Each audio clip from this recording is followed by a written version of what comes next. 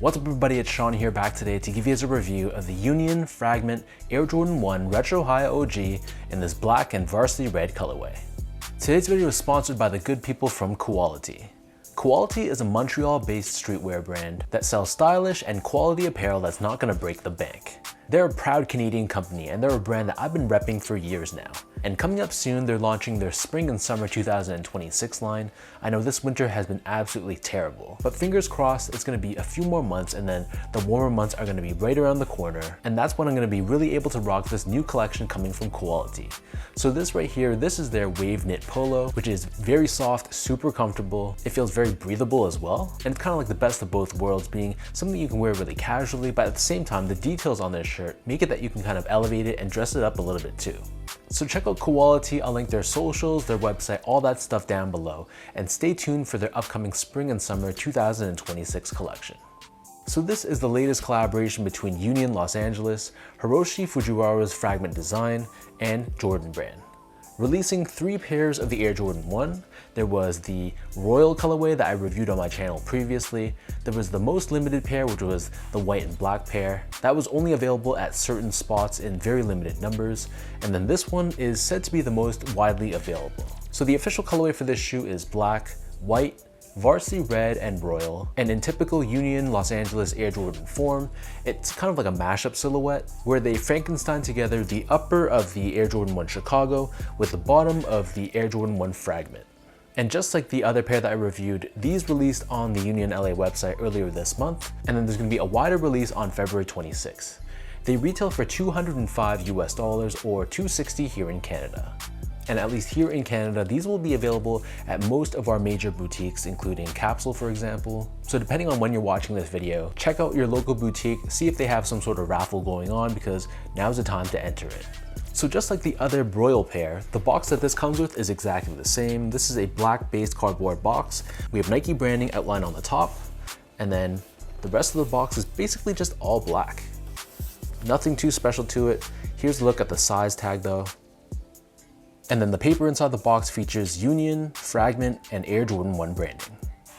So jumping into the details of the shoe, as we start things off with the toe box, this is covered in a slightly tumbled white colored leather, and like any other Air Jordan 1, this is perforated all across the toe box.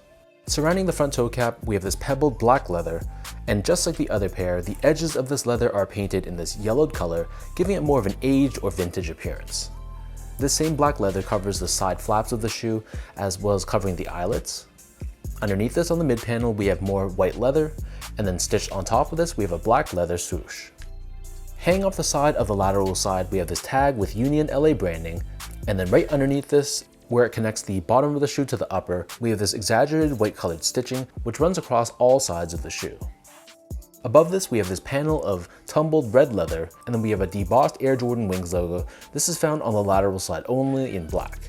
Surrounding the top portion of the ankle collar area, we have this fluffy suede-like material, which again gives it a very aged and vintage look. On the bottom of the heel, we have a layer of blue colored leather, which is inspired by the look of the Fragment ones. And then debossed onto the lateral heel, we have the signature Fragment double lightning bolt logo. In terms of laces, this pair comes with 4 different lace options. So the standard lace that they come with is a split style lace where it's black on the bottom half and white on the top. So this lines up with the look of the shoe perfectly. They also come with another split style lace, which is done in a mix of black and red. There's also an all black colored lace, along with my favorite, the bright and bold yellow laces. Underneath this, the tongue is also done in the split style, so it's covered in a black nylon on the bottom half. We have this exaggerated white stitching, and then it's done in more of an off-white color on the top. At the very top of the tongue, we have this woven tag with Nike Air branding. And then if you look at the tongue from the sides, you'll see how we have this exposed foam, which adds to that whole worn-in, aged look that the shoe really has. The interior of the back half of the shoe, this is covered in a black colored mesh. And then for the insoles, these come with custom line insoles. It features Fragment, Union, and Jordan co-branding. And these insoles are a Dreamcell insole, which is technically still polyurethane. So the upper of the shoe sits atop this midsole, which is painted in this slightly off-white aged look. We have this text along the lateral side. As you can see here, we have Chris for Chris Gibbs, founder of Union LA, Hiroshi of Fragment, along with a bunch of other codes, which are special to this collection and this shoe. Encased within this midsole, we do have Nike Air technology, and then turning the shoe over to the bottom, here we have an all blue outsole. We have a circular pivot point on the forefoot along with Nike branding visible right in the center. So that breaks down the look and the construction of this shoe. And for those wondering about how these fit, to me these fit like any other recent Air Jordan 1, so I personally go true to size. I'm a true size 10, slightly on the wider side. I got these in a size 10 and they fit me perfectly, not too snug, not too loose. So whatever size you normally wear for Air Jordan 1 highs, go with that same size for this shoe and it should fit you fine. Moving on to the comfort, so these feel like any other Air Jordan 1.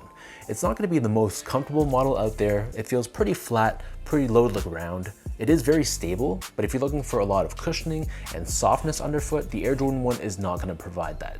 Still, for an everyday casual use shoe, Jordan 1s are going to be fine. I wouldn't say that they're uncomfortable, they just don't have the most padding or cushioning underfoot, so it depends on your personal taste. The materials on the shoe though are quite high quality, so they feel pretty soft straight out of the box. There's not going to be a significant break-in time required whatsoever, so that's an added plus. Finally, in terms of the quality and the overall craftsmanship, so just like the Royal colorway, this one was really high quality as far as an Air Jordan 1 goes. So all the leathers used on the shoe feel pretty decent. It feels like a very thick cut of leather, and it doesn't have an overly synthetic feel to it to the touch. So the materials were really solid like any other Union Jordan 1, and I thought the overall build was pretty good as well.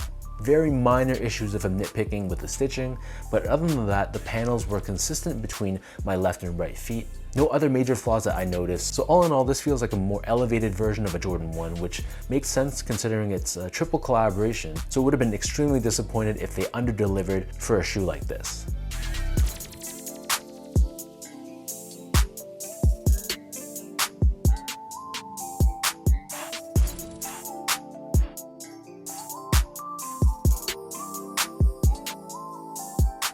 So with all of that out of the way now, let me toss these on feet, I'll lace them up and I'll show you guys how these look.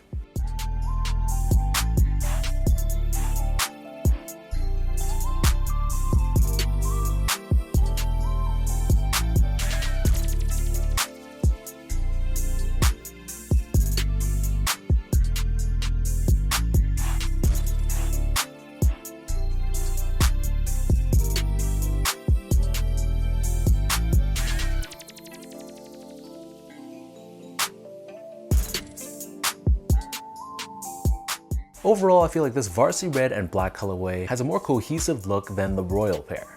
So I think I mentioned in my other review, for that Royal pair, the upper and the bottom were so distinct.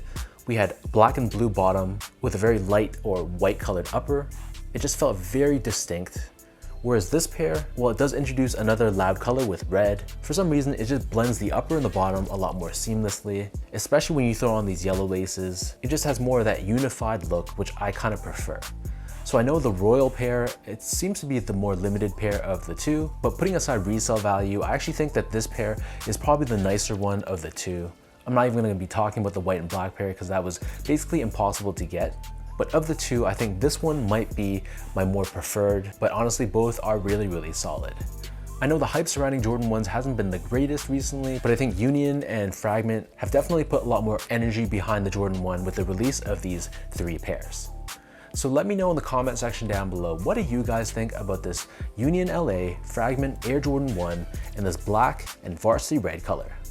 What are your overall thoughts on the look of this shoe and the colorway?